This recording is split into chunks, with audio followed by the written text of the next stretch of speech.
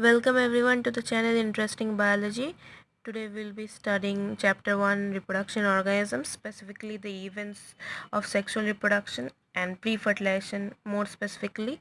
So if you want notes of this video, you can link in the description box below, and without further ado, let's start.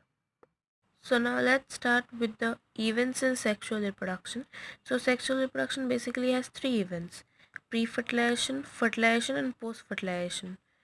Pre-fertilization also has two more events: gametogenesis and gamete transfer, and post-fertilization has more events like how the zygote changes into embryo and embryo gets implanted and such and such.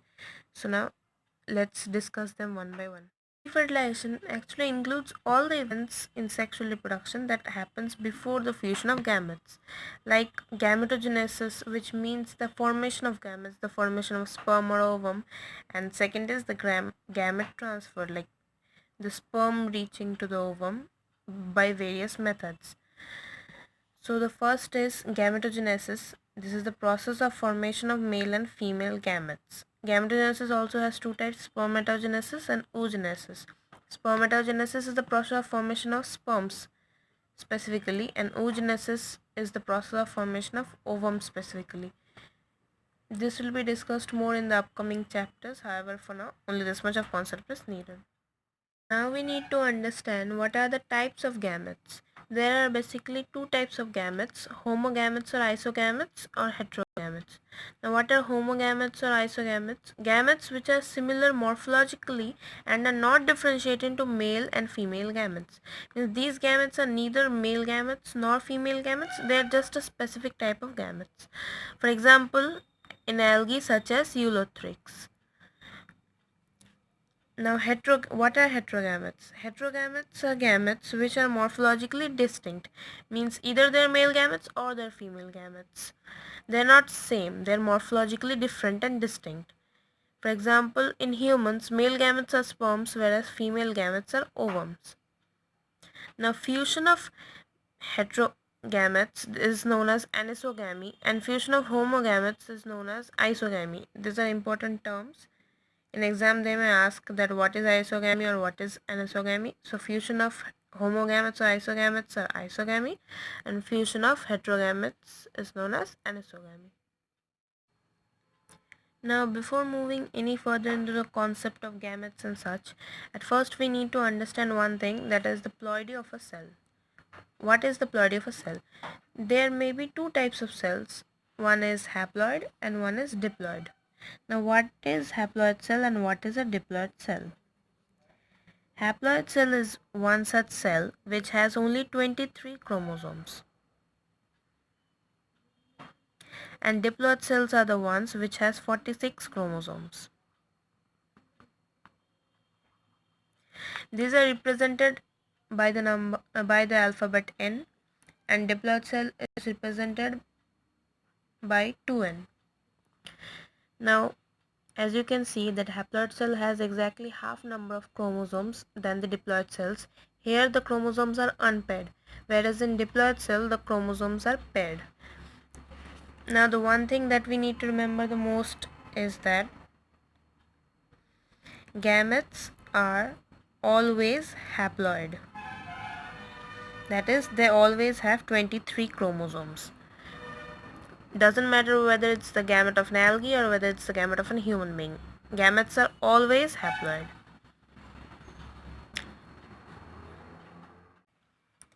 Now that we know that gametes are always haploid, but the parent body are not the same. Parent body can be haploid as well as diploid. So when the parent body is haploid and when it has 23 chromosomes, at that time gametes are formed by mitosis. Mitosis is a type of division in which the number of chromosomes remains the same even after division. That's why when haploid parent body divides by mitosis, the gametes still remain haploid. Whereas in diploidic parent bodies, gametes are produced by meiosis. Meiosis is also known as reductional division, in which the gamete produced or the cell produced from a diploidic cell becomes haploid because the number of chromosomes reduced by half. in diploid cell there were 2n chromosomes or 46 chromosomes. However, after meiosis, the chromosome number reduces to 23. Examples are pteridophytes, gymnosperms, etc. And one more thing to remember is that in such organisms, specialized cells called myocytes or gamete mother cells undergo meiosis that results in formation of haploid gametes. So myocytes are the special type of cells in diploid organisms which undergoes meiosis to form haploid gametes.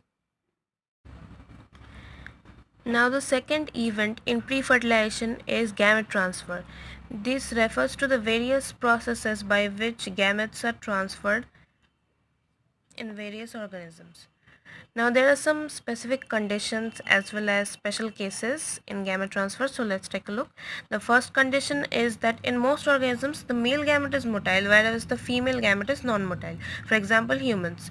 In human beings the sperms are motile whereas the ovums are non-motile. The second condition that both the gametes are motile. Example in few fungi and algae. Here both the sperms and the ovums can move freely. In algae, biotophytes and pteridophytes, gamete transfer takes place through water. In such cases, water is the medium for gamete transfer. A large number of male gametes are produced to ensure fertilization. This is because in the process of gamete transfer, a large number of male gametes are lost. Now, consider that 10,000 male gametes have been released. However, due to various weather conditions and other reasons, a lot of male gametes may get lost. At the end, maybe 5 to 10 male gametes only reach the female gamete. So in order to avoid the risk of not letting fertilization take place, that's why a lot of male gametes are released at once. So male gametes in biotophytes and pteridophytes specifically are known as antherozoids. So this is an important term you need to remember, antherozoids. Now the next case is in bisexual plants, gamete transfer is easy and as anther and stigma are closely located. Example, peas.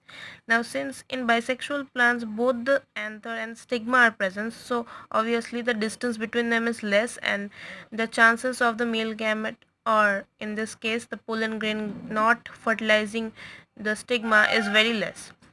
However, in unisexual plants, this is not the same. In unisexual plants or cross-fertilizing plants, gamete transfer occurs through pollination. That is, process of transfer of pollen grain from anther to stigma. Example, dioecious plant. So pollination is the process of transfer of pollen grain from anther to stigma. We'll read about pollination in the next chapter in more detail. So for now, you just need to remember that in unisexual plants, pollination happens through various ways.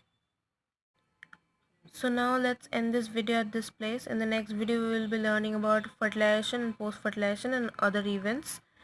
So if you like this video, please give it a like. If you think it was helpful, share it with your friends. And if you want more of this type of videos, subscribe to the channel Interesting Biology, and I'll see you all later.